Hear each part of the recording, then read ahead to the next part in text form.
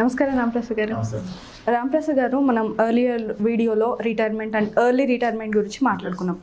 ఏ retirement అయినా కూడా corpus అనేది ఎంతవరకు అక్యుములేట్ చేసుకోవాలంటారు? కార్పస్ ముందే ఒక అండర్స్టాండింగ్ ఉండాలి మనకి. ఓకే, ఫస్ట్ రిటైర్మెంట్ ఎప్పుడు 40 ఏళ్ళకా, 50 ఏళ్ళకా, 60 ఏళ్ళకా, దెన్ అప్పుడు ఎంత కార్పస్ కావాలి.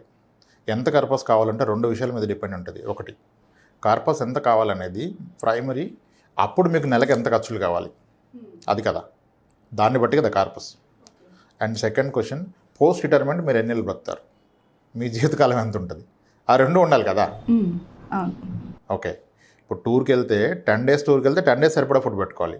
5 daysకి పెట్టుకుంటే 5 days ఇంకా ఉపవాసం ఉండాల్సిందే కదా. 5 days ఉపవాసం ఉంటే మనిషి ఉంటాడు కదా. ఓకే, అందుకనే ఏమంటారంటే they is saying, when you are young you can live without money. Money లేకపోయినా when you are young you can manage things. When you are old you can't be without money, you can't be there. Okay, so first of all first తెలుసుకోవాల్సింది post retirement నాకు ఎంత ఖర్చు అవుతుంది. Okay, టిపికల్గా మనం ఒక example తీసుకుందాం. Okay, 35 years old person working in IT, having a decent salary. Okay, ఒక 80,000 salary అనుకోండి. 80,000 ఇస్ నాట్ డీసెంట్ టుడే, చాలా గుడ్ సాలరీస్ ఉన్నాయి. సో ఒక 80,000-70,000 సాలరీ ఉంది. ఓకే, లేదా వైఫ్ అండ్ హస్బెండ్ వర్కింగ్ అనుకోండి, 1,00,000 సాలరీ ఉంది ఒక మంత్. సో ఇప్పుడు ఆయనకి ఓన్ హౌస్ ఉంది ఆల్రెడీ. ఓన్ హౌస్ అంటే లోన్లో తీసుకున్నాడు, లోన్ హౌసే, ఓన్ హౌస్ కాదు, బట్ సమ్హౌ హౌస్ అయితే ఉంది కదా, లోన్ కొన్నాళ్ళకి క్లోజ్ అయిపోద్ది కదా. ఓకే, సో ఇప్పుడు ఎంత ఖర్చు అవుతుంది ఆయనకి? ఓకే, అంటే చెప్తారు టిపికల్గా 25,000 అవుతుంది సార్, 20,000, 25,000 అవుతుంది అంటారు. కానీ నిజానికి 30,000-35,000 అవుతుంది అనుకున్న దానికంటే ఎక్కువే. ఎందుకంటే మంత్లీ ఎక్స్పెన్సెస్ చెప్తున్నప్పుడు మంత్లీ ఎక్స్పెన్సెస్ కరెక్ట్, కానీ అకేషనల్ ఎక్స్పెన్సెస్ మీరు ఫ్యాక్టర్ చేయరు. మధ్యలో వచ్చే ఫెస్టివల్స్, షాపింగ్, రిలేటివ్స్కి, ఫ్రెండ్స్కి ఇచ్చే గిఫ్ట్స్, ఇంకెవరైనా డిపెండెన్స్ ఉంటే వాళ్ళకి సపోర్ట్ చేయాల్సి వస్తుంది. ఏమన్నా ఎవరికైనా ఎమర్జెన్సీస్, మెడికల్ ఎమర్జెన్సీస్ కాస్త స్పాన్సర్ చేయాల్సి వస్తుంది. అవన్నీ చేస్తే మీరు చెప్పిన మంత్లీ 25,000 కాకుండా ఎడిషనల్గా ఇయర్లీ ఒక 1 lakh అవుతుంది మీకు. ఇయర్లీ షాపింగ్, ఫెస్టివల్స్, ట్రావెల్ అంతా కలుపుకుంటే కదా. అంటే నెలకి ఇంకో 8 నుంచి 10,000 పెరిగిపోయింది కదా. అంటే మీరు 25,000 అనుకుంటే మీకు ఇప్పుడు అవుతుంది 35,000 ఖర్చు. మరి దీని రిటైర్మెంట్కి స్టాండర్డ్ రిటైర్మెంట్ 60 తీసుకోండి. సో ఈరోజు 30,000 ఖర్చు అవుతే మీకు 60,000 వచ్చినప్పుడు ఎంత ఖర్చు అవుతుంది మీరు ఎంత అనుకుంటున్నారు? దానికి మించి డబుల్ అవుతుంది అనుకున్నారు. ఓకే, అంటే డబుల్ అంటే ఎంత అవుతుంది? ఈరోజు 30,000 అంటే 60 అవుతుంది అనుకున్నారు. ఓకే, కొంతమంది ఏమంటారంటే వేరే లాజిక్ ఉంటుంది వాళ్ళ దగ్గర. సార్ రిటైర్మెంట్ అయినాక నేను హైదరాబాద్లో ఉన్నాను సార్, మా ఊరు వెళ్ళిపోతాను. ఓకే, పిల్లలు ఉంటే ఖర్చులు, పిల్లలు అయితే ఏం ఖర్చు ఉంటాయి సార్, మేము ఈ 30,000-50,000లోనే మేనేజ్ చేస్తాం సార్, 60,000-70,000 అవుదంటారు. ఓకే, లేకపోతే ఏమంటారంటే అది ఎలా చెప్పగలుగుతాం సార్, అప్పుడు ఖర్చులు చెప్పలేం కదా, హెల్త్ బాగోకపోతే ఎక్కువైంది అంటారు. అలా కాదు, ప్రతి ఒక్కళ్ళు వాళ్ళ ఎక్స్పెన్సెస్ చెప్పగలుగుతారు. ఎందుకంటే ఈరోజు కనుక మీకు 30,000 రూపాయలు ఖర్చు అయితే మీరు ఫస్ట్ ఐడెంటిఫై చేస్తుంది 10 years బ్యాక్ మీకు ఎంత ఖర్చు. 10 ఏళ్ల క్రితం మీరు ఇదే ఇంట్లో రెంట్కి ఉండి, ఇదే పిల్లలతో ఉండి, ఇదే లొకేషన్లో ఉన్నట్లయితే మీకు నెలకి ప్రాబబ్లీ 15,000 అయ్యేది. ఆ 15,000 కాస్త ఈరోజు 30,000కి పెరిగింది. 30,000కి ఎందుకు పెరిగిందంటే ప్రతి నిత్యావసర వస్తువు ధర కూడా డబుల్ అయిపోయింది. మీ రెంట్ డబుల్ అయింది, ఓన్ హౌస్ అయితే రెంట్ ఉండదు, రెంటెడ్ హౌస్ అయితే రెంట్ డబుల్ అయింది, మీరు కొంటున్న గ్రాసరీస్ డబుల్ అయినాయి, fruits and vegetables price double అయింది. Okay, services like salon services కానీ, whatever DTH services, house maid services, అన్నిటి ప్రైస్ డబుల్ అయింది. సో ఆబ్వియస్గా మీ ప్రాబల్యం ఏమీ లేకుండా దానికి అదిగా మీ ఖర్చు 10 ఏళ్ళకి రెట్టింపు అవుతుంది. ఎప్పుడు మీరు ఎలా జీవిస్తున్నారో అలాగే జీవిస్తే డబుల్ అవుతుంది. కానీ మీరు అప్గ్రేడ్ చేస్తారుగా, శాలరీ పెరిగితే 2-wheeler to 4-wheeler, లేదంటే ఇంకా బిగ్గర్ హౌస్, విల్లా, కమ్యూనిటీకి వెళ్ళినప్పుడు ప్రాబబ్లీ మీ అక్కడ మెయింటెనెన్స్ చాలా ఎక్కువైపోతుంది. So same standard of life style lead చేస్తే కూడాను 10 yearsకి మీ ఖర్చులు రెట్టింపు అవుతాయి. డన్. ఫస్ట్ ఇప్పుడు ఈ లాజిక్ పట్టుకొని వెళ్తే ఇప్పుడు కనుక 35 yearsలో మీకు 30,000 అయితే 45 yearsకి మీకు 60,000 అవుతుంది. 55 yearsకి మీకు ఎంత అవుతుంది అనుకున్నారు మీరు చెప్పండి? అదే 30,000 అవుతుంది. 30 ఎందుకు డబుల్ అవుతుంది కదా, 10 yearsకి డబుల్ అవుతుంది కదా. అందరు ఇదే చేస్తారు మిస్టేక్, అంటే భయపడతారు అంత ఎందుకు అవుతుందని చెప్పి 30,000 కలుపుతున్నారు. 10 yearsకి డబుల్ ఖచ్చితంగా అవుతుంది. 55 yearsకి మీకు 1,20,000 అవుతుంది. అండ్ 65 yearsకి మీకు 2,40,000 అవుతుంది. ఇక్కడ అందరికీ తేడా కొట్టేస్తుంది. అసలు 2 లక్షలు ఎందుకు అవుతుంది, అవదు, మీరు చెప్తుంది అబద్ధం అని ఫిక్స్ అయిపోతారు. ఓకే, ఫర్ దిస్ నేను అందరికీ ఒక ఎక్సర్సైజ్ చేపిస్తాను. అంటే let us we should know the realistic figures కదా. ఓకే, నేను అందరినీ ఫస్ట్ అడిగే ప్రశ్న ఏంటంటే ఇక్కడ నుంచి ఒక 30 ఏళ్ళు వెనక్కి వెళ్ళండి, 30 years బ్యాక్ వెళ్ళండి, అంటే ప్రాబబ్లీ 1990. ఇప్పుడు ఒకసారి మీ అమ్మగారు నాన్నగారిని అడగండి 1990లో మీకు ఇంట్లోకి ఎంత ఖర్చు అయింది, అప్పుడు ఆయనకి 2-3 పిల్లలు ఉన్నారు కదా అని అడగండి అని చెప్తాను. లేదంటే మీరు చెప్పండి అంటాను. అందరూ వెంటనే ఫట్టుమని చెప్పేస్తారు. అప్పుడు ఎక్కడ సార్, అప్పుడు 4,000 3,000 ఉంటే ఎక్కువ సార్, చాలా బాగా బతికేసి ఉంటారు. కొన్నిసార్లు వాళ్ళ పేరెంట్స్ వస్తారు పిల్లలతో పాటుగా, వీళ్ళు కూడా 4,000 అయిందంటారు. నేను చెప్తాను, కొంతమంది 5-6 వేలు చెప్తారు. అప్పుడు ఎంత సార్ 5-6 వేలు అంటారు. నేను అంటాను, సార్ మీరు 1990లో ఏమైనా ఐఏఎస్ ఆఫీసర్ అంటాడు. కాదు సార్, నేను సో డిపార్ట్మెంట్లో చేసాను సార్ అంటాడు. మరి ఎందుకంటే అప్పుడు 6-7 వేలు సాలరీలు కలెక్టర్స్కి ఉన్నాయి సార్, మిగిలిన వాళ్ళకి లేవంటాను. లేదు సార్ అంటాడు. నేను అప్పుడు అడుగుతాను, సార్ మీ శాలరీ ఎంత అని. ఇప్పుడు ఆయన నిజానికి వస్తాడు, సార్ అప్పుడు నా శాలరీ 940 రూపీస్ సార్ అంటాడు. మరి ఎలా 3,000 ఎలా ఖర్చు పెట్టారు మీరు 940 ఉంటే? ఎందుకంటే మోస్ట్ ఆఫ్ ది ఈ పొజిషన్స్లో 1990లో starting salaries like teacher, police constable, forest guard, వీళ్ళందరికీ బేసిక్ శాలరీలు 360 రూపాయలు. అలవెన్స్లు అన్నీ కలిపితే 700-800 వచ్చేది సీనియారిటీ మీద. అంటే యావరేజ్గా ఒక గవర్నమెంట్ ఎంప్లాయీ ఇన్కమే పర్ మంత్ 1,000 రూపాయలు. 1,000 రూపాయలు ఉన్న అతను 3,000 ఎలా ఖర్చు పెడతాడండి కదా. సో అప్పుడు హార్డ్లీ 500 రూపీస్ పర్ మంత్ ఖర్చు పెట్టుకున్నారు. లేదా ఆయన హయ్యర్ సైడ్ 1,000 రూపాయలు ఖర్చు పెట్టారు అనుకోండి, అంతకుమించి పెట్టే ప్రసక్తే లేదు 1990లో. మరి ఇప్పుడు 30 years గడిచాక మీ పేరెంట్స్ ఇద్దరు రిటైర్డ్ అయిపోయారు, వాళ్ళ పిల్లలు సెటిల్ అయిపోయారు, వాళ్ళిద్దరు ఊర్లో అదే అంటున్నారు. ఇప్పుడు ఎంత అవుతుంది ఖర్చు నెలకి? వాళ్ళకి ఎంత అవుతుంది? 3 or 4 times ఎక్కువ. ఒక ఫిగర్ అనుకుంటే ఎంత అవుతుంది? యావరేజ్గా ఒక 10,000 పడుతుంది. వైఫ్ అండ్ హస్బెండ్ కంఫర్ట్గా వాళ్ళు అనుకున్నది తినాలి, అనుకున్నట్టుగా ఉండాలి అంటే మెడికల్ ఎక్స్పెన్సెస్ లేకపోతే కూడా 10,000 అవుతుంది.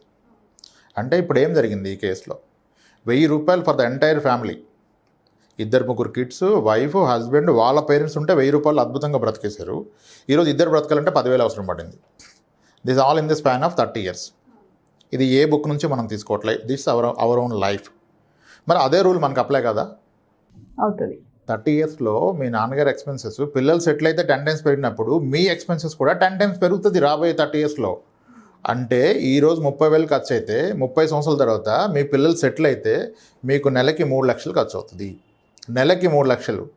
మనమేమో అన్ని పాలసీలు గడేస్తున్నాం, సంవత్సరానికి 2 లక్షలు, 1,00,000, 3 లక్షలు వస్తుందని, కానీ నెలకి 3 లక్షలు అవుతుంది. Probably 30 years back kilo rice 5 rupees ఉంది. ఆ రోజు ఎవరు ఎక్స్పెక్ట్ చేయలేదు 50 రూపాయలు అవుతుందని. ఇప్పుడు 50 రూపాయలు అయింది కదా, అంటే అది 10 times పెరిగింది. మరి సేమ్ రూల్ అప్లై చేస్తే 30 years down the line kilo rice 500 rupees అవుతుంది. ఇప్పుడు ఎవరు నమ్మరు, ఆ రోజు నమ్మించాల్సిన అవసరం లేదు.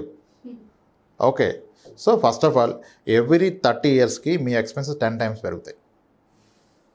సో ఆ రూల్ పట్టుకొని టిపికల్గా 35 or 30 years ఉంటే 30 years తర్వాత ఇప్పుడు 20,000 ఖర్చు అయితే కూడా అప్పుడు 2 లక్షలు నెలకు అవుతుంది.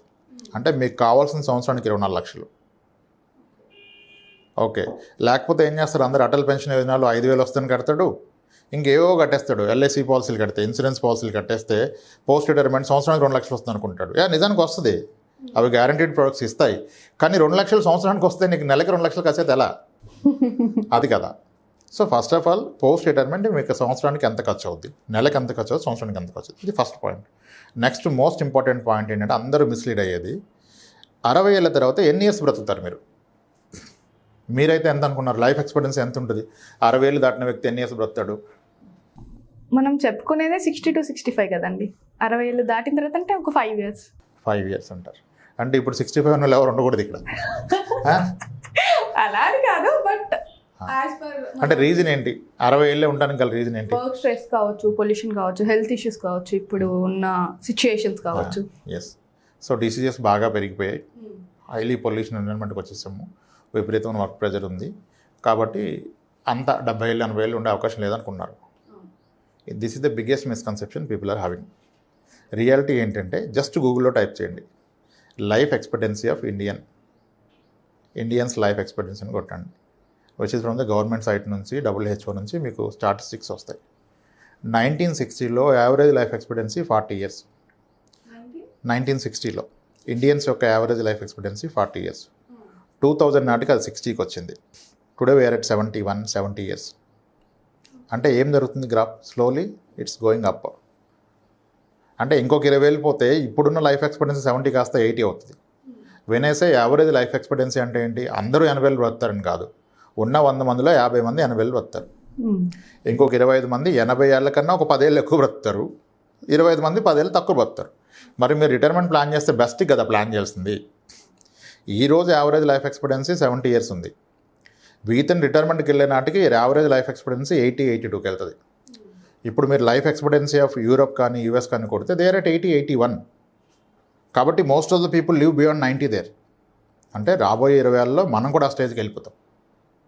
సో ఇది ఎలా పాసిబుల్ అండి? కంప్లీట్ రాంగ్ మీరు చెప్తుంది. ఎవరు బ్రతకరు జబ్బులు అంటే yes, I will tell you some facts. ఇప్పుడు చూడండి, తెలుగు స్టేట్స్లో కొన్ని లక్షల మంది డయాలసిస్ పేషెంట్స్ ఉన్నారు. They are living the regular routine life lead చేస్తున్నారు.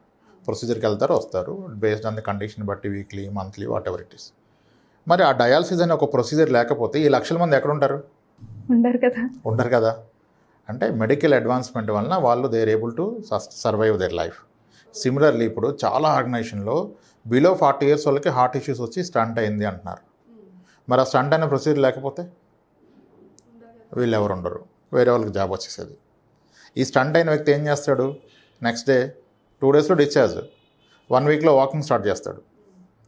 డైలీ మార్నింగ్ ఇడ్లీయే తింటాడు. వాళ్ళ వైఫ్ ఆయిల్ వండదు, ఆయనకి ఆయిల్ లేకుండా ఫుడ్ చేసి పెడుతుంది. ఈయన రెగ్యులర్ వాకింగ్ చేసి ఇంకా హెల్దీ అయిపోతాడు. అంకుల్లాగా ఉన్నాడు, అబ్బాయిలాగా అయిపోతాడు.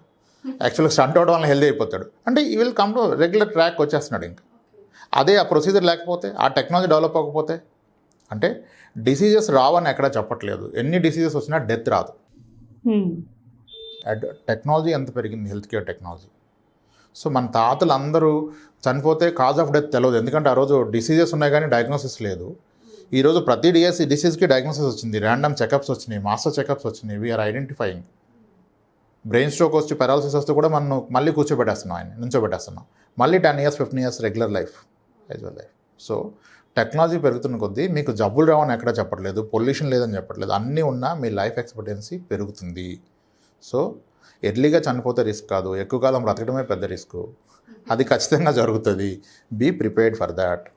ఈరోజు 30 yearsలో ఉన్న వ్యక్తి ఒకసారి గూగుల్లో లైఫ్ ఎక్స్పెక్టెన్సీ కొట్టుకొని ఈరోజు ఆ గ్రాఫ్ చూస్తే you will definitely understand all the possibility you will live beyond 85-90 years. మరి ఈ వ్యక్తి 60 ఏళ్ళకి రిటైర్మెంట్ అయితే, రిటైర్మెంట్ తర్వాత 30 years ఉంది ఇంకా ఆయన లైఫ్ కదా. మరి సరిపోయిన నెలకి 2 లక్షలు వేసుకోండి ఖర్చు, సంవత్సరానికి 24 లక్షలు ఫస్ట్ థింగ్. మరి అలా 30 సంవత్సరాలు కావాలి కదా. 30 into 24, 30 years into 24 lakhs, what ever 7 crores. That is the required retirement corpus. Again ఇక్కడ కూడా ఒక తప్పు ఉంది, క్యాలిక్యులేషన్ ఫ్లా ఉంది దీంట్లో. ఎందుకు? మీకు 60 ఏళ్ళప్పుడు నెలకి 2 లక్షలు ఖర్చు అయితే మీరు రిటైర్మెంట్ అయ్యారు, కానీ ఇన్ఫ్లేషన్ ఏం రిటైర్ అవ్వదు కదా.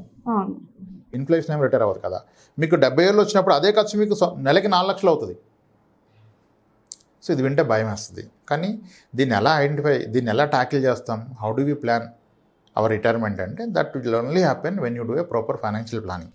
సో ఎలాంటి పారామీటర్స్ ఉంటాయి మెయిన్లీ? That's what. ఇప్పుడు ప్రాబుల్ మంత్లీ ఎక్స్పెన్సెస్ ఎంత, విత్ దట్ ఇయర్లీ ఎంత, అండ్ లైఫ్ ఎక్స్పెక్టెన్సీ ఎన్ని ఇయర్స్ ఉంటుంది పోస్ట్ రిటైర్మెంట్. మళ్ళీ ఆ ఇయర్స్లో కూడా ఇన్ఫ్లేషన్ పెరుగుతుంది కదా, దాన్ని కూడా ఫ్యాక్టర్ చేసి ఇప్పుడు అంత అమౌంట్, ఇప్పుడు మంత్లీ 2 lakhs కావాలి అంటే అక్కడి నుంచి 60 years నుంచి 65-70 years వరకు మంత్లీ 2 lakhs రావాలి గ్యారంటీడ్ ఇన్కమ్. మీరు 70 రాగానే ప్రాబ్లీ మంత్లీ 3 lakhs 4 lakhs రావాలి. 80కి వచ్చినప్పుడు మళ్ళీ ఇది పెరగాలి, మళ్ళీ 4-8 అవ్వాలి. సో అటువంటి సొల్యూషన్ డిఫైన్ చేసుకోవాలి. ఇప్పుడు చాలామంది రిటైర్డ్ పీపుల్ ఉంటారు, అవగానే ఎస్ గ్యారంటీడ్ రిటర్న్ అంటే మనకి యాన్యుటీ ప్లాన్స్ ఉన్నాయి, ఎక్సలెంట్ ప్లాన్స్ ఉన్నాయి. ఇప్పుడు మనకి ఎల్ఐసిలో కానీ చాలా ఇన్సూరెన్స్ కంపెనీలో యాన్యుటీ ప్లాన్స్ ఉన్నాయి విచ్ ఇస్ గ్యారంటీడ్. అంటే ఇప్పుడు 5.1% నడుస్తుంది, అన్నిట్లో ఉన్నాయి. అంటే ఇంక లైఫ్ లాంగ్ 5.1% రిటర్న్ వస్తుంది. ఇప్పుడు ఈయనకి 50 లక్షలు ఉంది, పెట్టాడు, నెలకు ఒక 22,000 వస్తుంది, ఇప్పుడు సరిపోతుంది. కానీ ఆయన జీవితకాలం అదే వస్తుంది కదా, మరొక 10 ఏళ్ళు పోతే సరిపోదు కదా. సో రిటైర్మెంట్ని యాన్యుటీ ద్వారా రిటైర్మెంట్ ప్లాన్ చేస్తే మీరు చేయాల్సింది డిఫర్డ్ యాన్యుటీ. డిఫర్డ్ యాన్యుటీ అంటే మీ దగ్గర 50 లక్షలు ఉంటే ఫస్ట్ 10 years వరకేమో ఇమీడియట్ యాన్యుటీ ఏమో ఒక 15 lakhs పెట్టండి, 20 lakhs పెట్టండి. ఇంకొక 10 lakhsని 10 years తర్వాత దాని యాన్యుటీ స్టార్ట్ అవ్వాలి. అంటే అప్పటికల్లా అది పెరిగి అక్కడ యాన్యుటీ. నెక్స్ట్ మళ్ళీ 10 years తర్వాత ఇంకొక ఫండ్ యాన్యుటీ. అంటే మీ ఒక ఇన్కమ్ అనేది గ్రోయింగ్ యాన్యుటీ ఉండాలి. సో సొల్యూషన్ ఎప్పుడు కూడా ఇన్ఫ్లేషన్ ఫ్యాక్టర్ చేసి గ్రోయింగ్ యాన్యుటీ తీసుకోవాలి. సో కాబట్టి ఇప్పుడు అంటే పీపుల్ విల్ హ్యావ్, కొంతమంది యాన్యుటీకి వెళ్ళరు, దే హ్యావ్ రెంటల్ ఇన్కమ్, దాన్ని ఫ్యాక్టర్ చేసుకోవాలి. అంటే ఎప్పుడైతే మీ ఎక్స్పెన్సెస్ 10 times పెరుగుతుందంటే మీకు వస్తున్న రెంట్ కూడా పెరుగుతుంది కదా. సో చాలా ఈజీ, అంటే అంత భయపడాల్సిన అవసరం లేదు. This will only come when you put everything on paper. మీకున్న ఇన్కమ్ సోర్సెస్ ఏంటి, దీంట్లో గ్యారంటీగా మీరు ఏం చేయకపోయినా వచ్చే ఇన్కమ్ ఏమన్నా ఉందా, ఏం క్రియేట్ చేసుకున్నారు, దాన్ని బట్టి రిటైర్మెంట్ ప్లానింగ్. అంతేగాని రిటైర్మెంట్కి ఇంత కావాలి, నెలకు 5,000 పెడతాను 10,000 పెడతాను, that's not the proper plan at all. So మీరు కూర్చొని ఈ పారామీటర్స్ అని అర్థం చేసుకోవాలి. ఇప్పుడు మనం చెప్పాము సార్ ఎవ్రీ 10 yearsకి డబుల్ అవుతుంది, ఇది ఎక్స్పీరియన్స్ అయ్యారు. మరి 10 yearsకి డబుల్ అయితే మీ 60 వరకు డబుల్ అవుతుంది అంటే అవసరం అంటాడు. ఎందుకు, పిల్లలు ఉండరు కదా సార్ అంటాడు. ఇప్పుడు పిల్లలు లేకపోతే మీ పేరెంట్స్కి 10 times అయినప్పుడు మీకు అవుతుంది కదా. ఎస్, అలా అని చెప్పి రిటైర్మెంట్ అయ్యాక మీ ఖర్చు తగ్గిపోతుందా? 10 ఏళ్ళ క్రితం మీ అమ్మగారు వాళ్ళకి నెలకు 5,000 పంపారు, ఇప్పుడు వాళ్ళకి సరిపోవట్లేదని 10,000 పంపుతున్నారు అంటే దాని అర్థం ఏంటి? పోస్ట్ రిటైర్మెంట్ కూడా మీ ఖర్చులు పెరుగుతాయి. దాన్ని కూడా మీరు ట్యాకిల్ చేసుకోవాలి. అండ్ లైఫ్ ఎక్స్పెక్టెన్సీ అందరూ మిస్కన్సెప్షన్. 60 ఏళ్ళే 65 ఏళ్ళే నాకు బ్యాడ్ హ్యాబిట్స్ ఉన్నాయంటే, ఎన్ని బ్యాడ్ హ్యాబిట్స్ ఉన్నాయి ఎక్కడికి పోరారు. ఎవడో 100లో 1000లో ఒకరు పోతారు, కానీ 20 to 30 years మనం ఎక్స్ట్రా పెట్టుకోవాల్సిందే. అంటే ఎక్స్ట్రా ఏం కాదు, యాక్చువల్ ఫిగర్సే. You need to spend time. ఇక్కడ ఎక్కడ ఎక్స్ట్రా బోనస్ అక్కర్లేదు. అసలు మీరు రియాలిటీ అర్థం చేసుకోండి. ఇప్పుడు నేను చెప్తే నమ్మొద్దు, అన్నీ గూగుల్లో చూసి నమ్ముతున్నారు కదా. దీన్ని కూడా గూగుల్లో అఫీషియల్ వెబ్సైట్లోకి వెళ్ళి లైఫ్ ఎక్స్పెక్టెన్సీ ఆఫ్ ఇండియన్స్ని కొట్టండి. అందరం తగ్గిపోతుంది అనుకున్నాం, కానీ అది రియాలిటీకి పెరుగుతుంది. ఒకసారి ఆన్ సైట్ వెళ్ళి వస్తారు ఐటీ వాళ్ళు, యూరోప్లో US టూర్ వెళ్ళి వస్తారు. అక్కడ వీళ్ళు చూస్తారు వీకెండ్ పబ్కి 90 years ఏజ్ ఉన్న కపుల్స్ వస్తారు. అంటే they are celebrating their pensioners retirement హెల్తీగా ఉన్నారు. డెవలప్డ్ కంట్రీస్లో ఆల్రెడీ ఇప్పుడు 80 years average expectancy, 1992 quite common అయిపోయింది. డౌన్ ద లైన్ 20 yearsలో మనం కూడా డెవలప్డ్ ఎకానమీ అవుతాం ఖచ్చితంగాను. అప్పుడు మనం కూడా 90 years బ్రతుకుతాం కదా. సో అప్పుడు దానికి ప్రిపేర్ అవ్వాలి. బోనస్ ఏం లేదు, యాక్చువల్ ఫిగర్స్కే ప్రిపేర్ అవ్వండి. బట్ మీరు నోట్ లెక్క ఇలా అని చెప్పొద్దు, క్రాస్ చెక్ చేయండి. యూ క్రాస్ చెక్ ఇట్, ఇది కరెక్టా, yes Google it, find out, official website కాదు చూడండి, then decide, take your call, నా రిటైర్మెంట్కి ఏంటి అని చెప్పేసి. That's how one need to plan అండి రిటైర్మెంట్ పర్పస్కి. ఎస్. Thank you Ramprasad.